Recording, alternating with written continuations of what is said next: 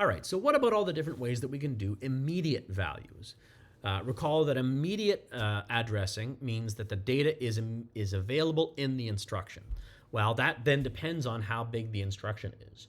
For x86, variable instruction size means if you need a big immediate value, you just add more words onto the instruction. And so you can encode a full 32-bit instruction, a full 32-bit immediate value in the instruction without any problems. But for everything else, if you're going to start with the concept of a fixed instruction size, that means that you have to have an immediate value that is smaller than 32 bits. Because your instructions are 32 bits, you need some number of bits for the opcodes, so you have to have a smaller value. So what are the different ways of doing this? Keeping in mind that the goal is to have most of your common values be implemented in a single instruction, right? Keep the common case fast. Or sometimes you can load common values from a pool of literal values stored in memory. That's another way to do it. But basically, you want to have simple immediate values accessible easily, and then more complicated immediate values or larger immediate values have some way of calculating those if you need to. So a few different ways to do this. MIPS does this with a 16-bit immediate value in the instruction. And this is nice because 16 bits gives you, 64,000 possibilities. So a wide range of immediate values. If you run out, if you need something bigger than that, you have a special instruction called load upper immediate that allows you to put 16 bits in the top half of a register, and then you can use add or and to get 16 bits in the bottom half of a register, and you can construct a full 32-bit number. So that's great. It's easy. At most, it takes 2 instructions to make an immediate value of any size. So what's the problem? Well, the problem is MIPS is a 3-operand machine, and you started with 3 registers. If you're going to throw away half of the instruction, you're going to only have 2 registers. And what that means is that one of the registers in that top half of the instruction needs to serve 2 purposes. It needs to be either a source or a destination, depending on what you're doing. And this gets complicated. This gets confusing, right? So MIPS has 3 registers, RS, RD, and RT. RS is always a source, RD is always a destination, but RD gets wiped out whenever you do an immediate value. So RT has to become the destination for any immediate value instruction. And that requires some fancy logic, some multiplexers and routers, and it can be confusing for students to see that. So that's why this is this trade-off. It's a nice, simple implementation, but it makes the register access a little bit more complicated. LC3, on the other hand, does things a little bit differently. It has different sized immediate values depending on the instruction you're implementing. So for a ALU instruction, the immediate value is only 5 bits long. Pretty short, right? Only 32 possibilities. For load, store, and branch, the immediate offset from the program counter is 9 bits long.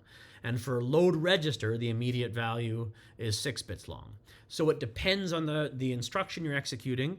Again, this can be a complicated thing to understand, difficult to implement, but it sort of optimizes the size of the immediate field when other things are available, right? With a load, store, and a branch, if you don't need that space for another register, you can fill it up with immediate values, and that gets you the biggest, the most immediate value you can have access to. But the restriction is that for an ALU, which is a pretty complicated instruction, lots of stuff to encode, you only have 5 bits left, and so it's not great. What do other instruction set architectures do? Well, ARM is a mess. ARM does a 12-bit specialized format with 8 bits of a constant value and then 4 bits of a shift. And so the idea is you can take 8 bits and put it anywhere in a 32-bit register. You can put it at the top, in the middle, at the bottom. And that's great because if you have a single value, right, that has a small number of significant bits, right? 8 is 256. So anything between 0 and 256 can fit in the bottom. Or if it's a really big number, as long as the bottom half is all zeros, you can encode it without too much trouble.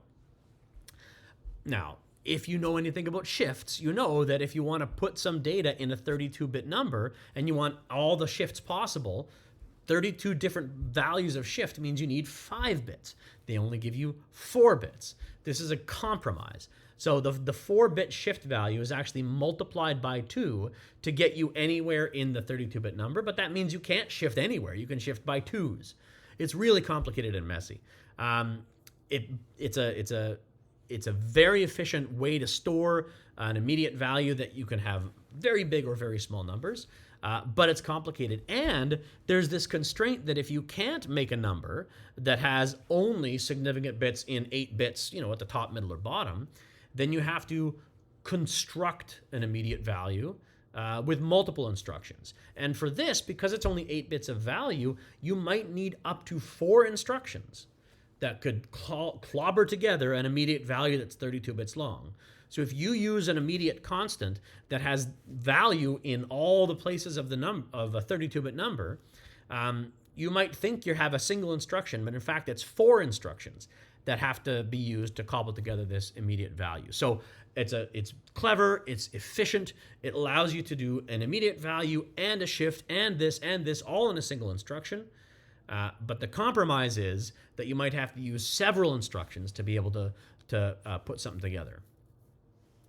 Thumb instructions, which again are the compressed version of ARM, Thumb uses a 3-bit or an 8-bit fixed immediate, depending on what you're doing. A 3-bit fixed immediate for some ALU operations, so very, very small. So if you're like adding a number, subtracting a number between 1 and 8, there are some cases where that happens.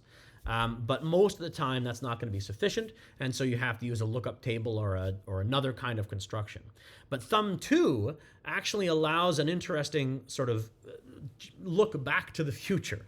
What it does is it takes 16-bit instruction, because thumbs are half the size of ARM, so they're 16-bit instructions, and it allows you to actually tag a 16-bit immediate value after that.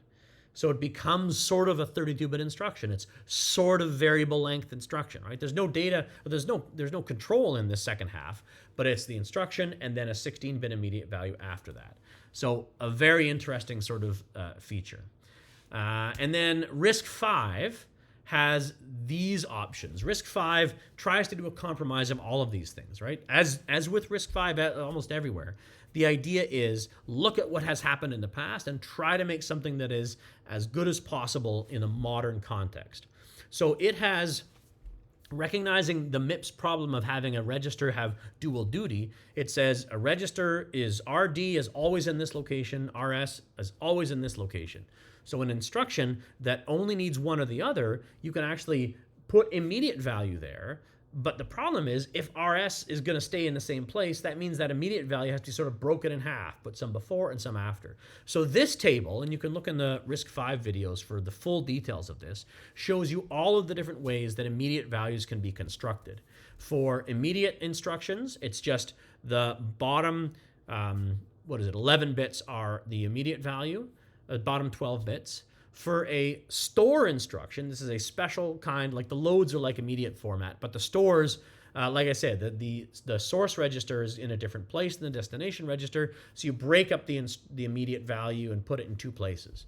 The branch is also broken up, but has a fixed 0 at the bottom. This gives you a bit of extra space, and it is done that way because it knows that you're branching to another instruction, and instructions are always word aligned. Then you have a load upper immediate variant where you can take 20 bits of immediate value and put it into the top of a register, and then you just combine it with a regular immediate value, a lot like MIPS, except it's 20 bits and 12 bits instead of 16 and 16. And so the immediate implementations can be very complicated and confusing. Don't even look at the jump one unless you're gonna look at the RISC-V videos. But it keeps things consistent and again makes the common case fast. So that's the immediate encodings for all of those different kind of instruction sets.